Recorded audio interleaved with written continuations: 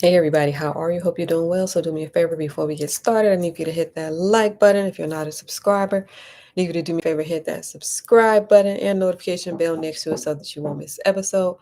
Also, check me out on IG, elevation_mentor. So today we're going to talk about how to buy property when you are broke, right? So we got different people in different situations, as you are full aware. Some people are well connected. Um, some people have assistants. And then some people have partners. They have people that support each other and root for each other. And then you have other people who they're going to get it the best way that they can, right?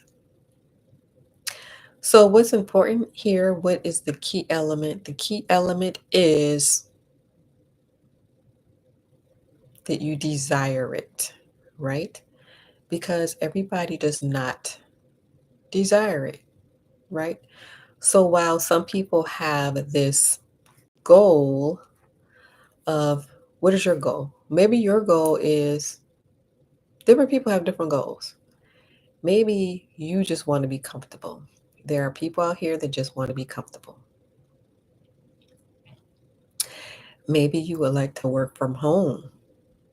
There's some people out here that would just like to work from home. Some people have the goal of financial freedom. So, just to recap on what financial freedom is when you have so many assets that they cover all of your liabilities. So, you're no longer working for money. That is financial freedom. All of your assets, they cover your bills. So, say for example, you have this many properties, they're generating this much cash flow, and they're covering all your bills. So, that's financial freedom. You can do that through property, or you could take a different road and do that through a business that you either created or that you go and buy, right? So that's financial freedom. Some people have the goal of financial freedom, getting off of that treadmill, working like a rat going in a circle, trying to figure out how to get off that treadmill. The treadmill can be going slow, or they speed that treadmill up, man. You're just a rat, just running, got you running around like a rat. So once you figure out how to get off that treadmill, you are what is called financially free. Some people have that goal, and some people watching me, you're already free, right? You're already free. And then other people have the goal of building wealth, wealth accumulation. So you can be financially free and how much do you spend a month? Maybe you spend 5,000 a month. You can be financially free when you figure out how to make 5,000 a month. And that's different from wealth. Some people have the goal of obtaining wealth. So which goal do you have? Person watching me. Do you just want to be comfortable? That's fine. Are you looking for a remote job? That's fine. Are you looking for financial freedom? That's fine. Or are you looking for obtain wealth? Which one is your goal? Or if you have a different goal that I didn't mention, what is it? Put it in the comments below. So what we're going to talk about today is how to buy property when you're broke, considering that property is one asset class, right? So how do you buy property when you're broke? Well, first of all, you want to make sure that you do not buy property that is over your head, like too much for you to handle. And you'll know that before you buy the property. You'll know if you can afford that property before you buy it. Why? Because they'll tell you what that monthly payment is. And you know if that is manageable for you or if it's not. So, making sure that you don't get anything that is over your head is important.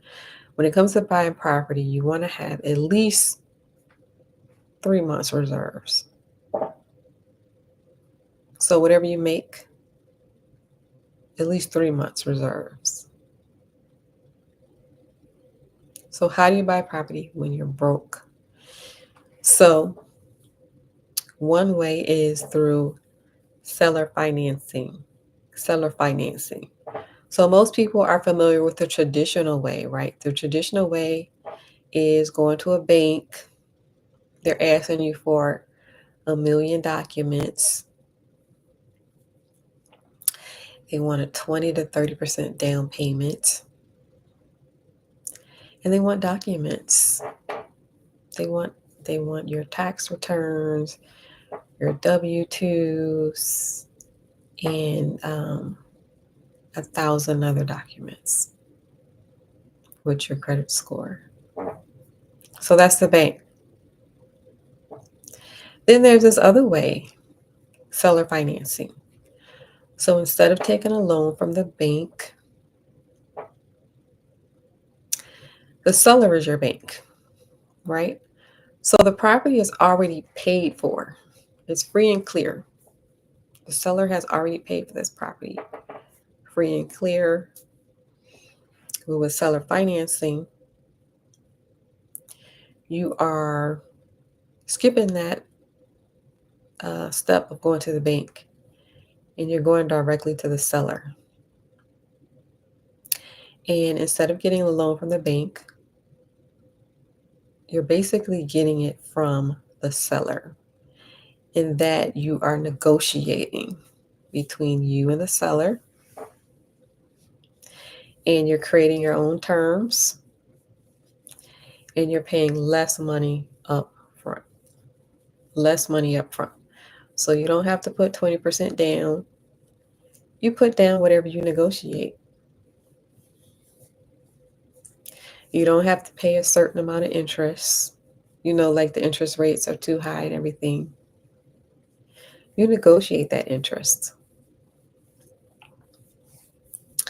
So why would a seller be interested in doing seller financing? Why would a seller be interested in doing seller financing? Well, in some cases, they're interested in helping somebody other than themselves. Imagine that. However, there are some other reasons, some other benefits that they get from doing seller financing. And that is they get a check every month. So who wouldn't want a check every month? So instead of you paying the bank, you're paying them. And you're paying them whatever you negotiate. So it doesn't have to be this big, huge payment. It's a payment that you negotiated between you and the seller. So they're getting a check every month. That is one benefit. They are also saving on taxes. So when you are a landlord over 27 and a half years, with the rules and regulations, they have to pay income tax and capital gains tax if they sell the house. So targeting landlords who have owned property for more than 27 and a half years, they would be highly, highly interested because they don't want to pay this huge capital gains tax and this huge income tax that they would have to pay by selling the house the traditional way. So in order to avoid that, they can do seller financing. That way, this would help them to avoid this huge capital gains tax and the income tax. So that's another benefit that the seller gets by doing seller financing. Also, they are saving on fees, extra fees that would normally be involved in the selling of a house. So, fees such as closing costs, for example, and commission fees. So, they're saving on that, right? So, those are some of the benefits that the seller gets. The benefits that you get, of course, is that you don't have to go through this bank, right? That's a major benefit. You don't have to go through the bank. Then also, you are negotiating your terms. You pay what's comfortable for you, what you negotiated, and a lower down payment and a lower interest rate that you were able to negotiate. So, this is seller financing. If you're interested in um, how to get these seller financing deals and how to actually go through the process step by step, you can consider joining the real estate group. All right. So, this is one way. This is one way to get property if you are broke. The important thing is that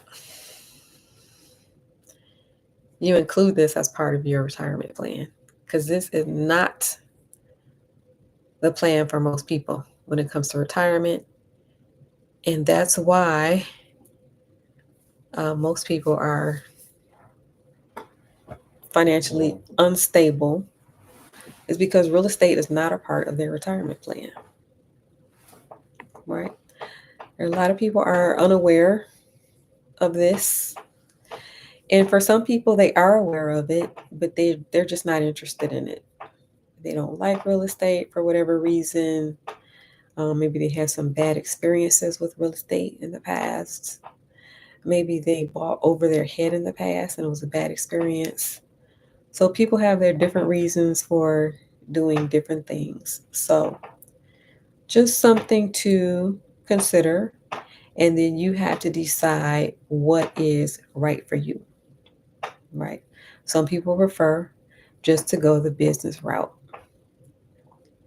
Some people prefer to go the real estate route. Some people prefer to do a mixture of both. And then some people don't want to do anything at all. Just rest and watch television and complain about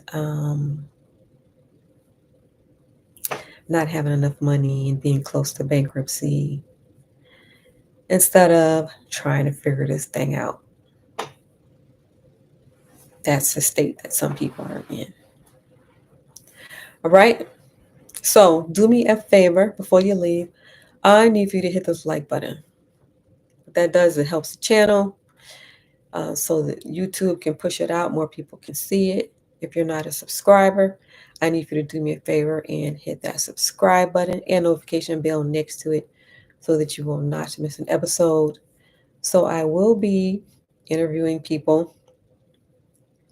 I'm going to start back reaching out to people. Reaching out to people is a numbers game. Some people look at the channel and they're like, yeah, I don't want to be on that channel. Or, yeah, I think I'm gonna wait until she gets a little higher, right? That's what some people are doing. Then you'll find other people that are humble and they're nice people. And I reach out to them and they're like, sure, why not?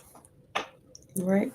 So that's a numbers game. I'm going to go back to reaching out to people. If there are any particular people that you would like to see, let me know. Any particular industry. Also, if you are in an industry yourself and you would like to share, I know that all of this is hush hush. So you can come on here and share some things and keep other things private. But It's just the fact that people need to see you. They need to be exposed to the possibilities. So if you are in an industry that you would like to share a little bit, go ahead and email me. My email is below. Maybe you're in something that people are not familiar with or that is not common. For example, um, maybe you're a Black person and you own a beauty supply store. So I would find you interesting because the majority of people that own that segment are Asian, as you know. And so that would be something that's different. Um, let's see. Any other industry that's uncommon. Um, if you're interested in sharing, I know this is private information, but you can get on and just say, yeah, I'm in this industry, and then you don't have to share everything. All right. So my email is below. We need to see you. All right. Thank you for watching, everyone. Don't forget, on your way out, hit this like button, stay encouraged, and just do a little bit every day. All right. A little bit every day is better than doing nothing. And believe it or not, there are people out here that are doing nothing. All right. So just imagine a turtle, right? The turtle is slow, but the turtle is still going to surpass that person that's doing nothing. All right. Thank you for watching, everyone. On your way out, don't forget, hit this like button. It helps me greatly. All right. Thanks for watching, everyone, and I will see you next time. Bye for now.